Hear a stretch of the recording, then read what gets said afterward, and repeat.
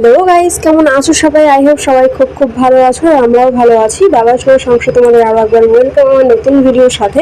ভালো আছি ঠিকই, বাট শরীর কিছুতেই ঠিক হচ্ছে না, কারণ সর্দি এগুলো ছাড়ছেই না। সর্দি, কাশি, মানে দুর্বল এরকম তো ছাড়ছেই না। আর ফাল্গুন মাসে তো একটু দুর্বলতা থাকেই, প্রত্যেকটা মানুষের মধ্যে একটা ঝিমোনো ঝিমোনো ভাব। তো এখানে দেখতে পাচ্ছ মা কুল পাচ্ছে, হ্যাঁ। আর আজ যেহেতু শুক্রবার, এখন সকাল প্রায় 9টা বাজে, এখন থেকে ব্লগটা স্টার্ট করছি। আজ একটা ভীষণ স্পেশাল ডে, সেটা হচ্ছে আজ শিবরাত্রি। সবাই জানো তো, কারা কারা শিবরাত্রি উপোস করেছে অবশ্যই কিন্তু কমেন্টে জানিও।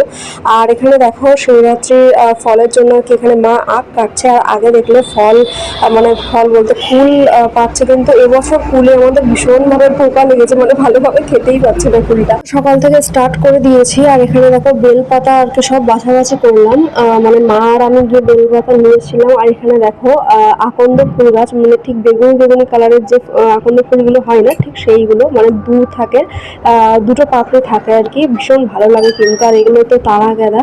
তো ফুলগুলো তোমাদের একটু আজকে শেয়ার করে দিলাম, যেহেতু এগুলো পেয়েছি। আর আজকের দিনে এগুলো তোমাদের দেখালেও একটু ভালো লাগবে।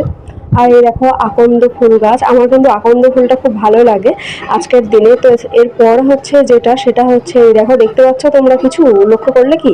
তো চলো আমি তোমাদের লক্ষ্য করিয়ে দিচ্ছি বা বলে দিচ্ছি। আজকের দিনে যে বাড়িতে এরকম একটা জিনিস এসেছে, মানে জিনিস বলাটা ভুল, মানে যে সাপের দেখা পেলাম, এটাও কিন্তু একটা ভালো বা ভাগ্যের ব্যাপার। তো হঠাৎ দেখি সকালেই 10:30-11টার দিকে এসেছিল, আর আমার তো ভীষণই ভয় লাগে। তো তারপরে দেখো প্রায় এখানে 12টা বেজে গেছিলো, তো চান করা হয়ে গেছে আমার আর বৌদি ভাইয়ের। আর এখানে দেখো বৌদি ভাই কিন্তু ঘরের পুজোটা আর কি, মানে নিত্য পুজো যেটা দেওয়া হয় সেটা কিন্তু দিয়ে নিচ্ছে। আর হ্যাঁ, উপোস কিন্তু আমি আর বৌদি ভাই করেছি, কারণ এবছর মায়ের একটু শরীরটা খারাপ আছে। মানে খারাপ বলতে তেমন কিছু না, একটু দুর্বল দুর্বল ভাব আছে, তাই জন্য আর কি মা উপোসটা করেনি। আর এখানে দেখো এখন কিন্তু সন্ধ্যা প্রায় 7টা 7:30 বেজে গেছে। 8টা থেকে যেহেতু চতুর্দশী লাগবে। আর এখানে দেখো মালা আর ধূপকাঠি, বেলপাতা, সব কিছু, মোমবাতি, ফল ঠল সব কিছু কিন্তু বানিয়ে রেডি করে নিয়েছি দুজন মিলে। আর এখানে দেখো আমি শাড়ি পরে রেডি হয়ে গেছি, বৌদি ভাই রেডি হয়ে গেছে। তো এখন যাব আমরা মন্দিরে, মানে বাড়িতে করবো না, বাড়িতে করবো বলতে বাড়িতে একটা শিব ঠাকুর আছে, সেটা জল দেবো পরে। যেহেতু 8টার সময় লেগেছিল আর ব্রাহ্মণও চলে এসেছে, সেই কারণে তাড়াতাড়ি করে মন্দিরে দিয়ে এসে তারপরে বাড়িতে দেবো, সেটাও তোমরা দেখতে পাবে। তো এই হচ্ছে মন্দির, কিন্তু মন্দিরের ভিডিওটা এতটাই ঝাপসা এসছে। তো তারপরে দেখো এখানে মায়ের মন্দির, এটা তোমাদের সাথে আগেও শেয়ার করেছি মন্দিরটা, আর মা বাবাকেও শেয়ার করেছি। তো এখানে দেখো আমি দুজনকেও প্রণাম করে নিচ্ছি। তো দেখতে থাকো পুজোটা, আই হোপ খুব ভালো লাগবে তোমাদের।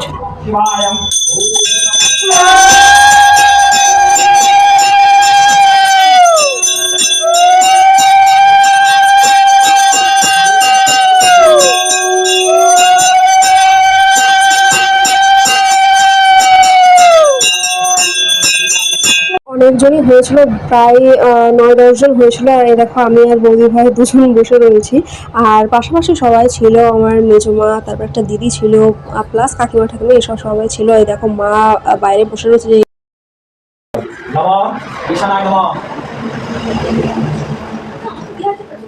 রেখো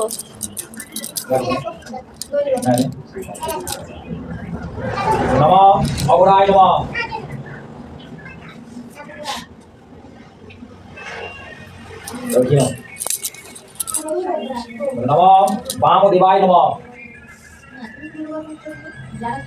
এরপরে বলুন নমঃ সদ্যজাতয় নমঃ।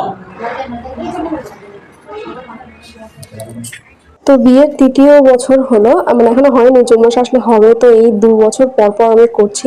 এবার দেখো জল ঢালা শেষ হয়ে গেছে, তারপরে বাবাকে আর কি মালা পরিয়ে দিলাম, আর মাথায় বেলপাতা আর আকন্দ ফুল আর হচ্ছে ধুতরা ফুল বাবার মাথায় দিয়ে দিলাম। আর ছোট ছোট কয়েকটা, তো মানে 3টে শিবলিঙ্গ রয়েছে, তাদের মাথায় একটু ফুল বেলপাতা দিয়ে তারপরে দেখো ধূপ আর হচ্ছে মোমবাতি আর ঘিয়ের প্রদীপ, মানে দিয়ে, প্রদীপ বলতে আর কি গোল কাঠের মাথায় একটু তুলো দিয়ে তারপরে ঘি দিয়ে সেই ঘিয়ের প্রদীপ আর কি জ্বালিয়ে দিলাম।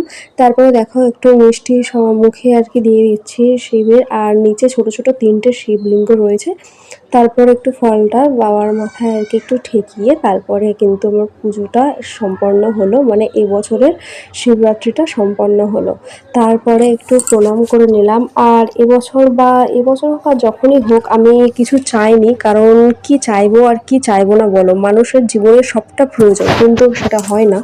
তো যাই হোক, তারপরে দেখো আমার পরে বৌদি ভাই বাবার মাথায় জল ঢেলে দিল। সেটা কিন্তু অলরেডি তোমরা বৌদি ভাইয়ের চ্যানেলে পেয়ে যাবে। সেটার বৌদি ভাইয়ের চ্যানেলের লিঙ্কটা আমি ডিসক্রিপশন বক্সে দিয়ে দেবো, প্লিজ তোমরা ওটাকে গিয়ে একটু সাবস্ক্রাইব করে দিও।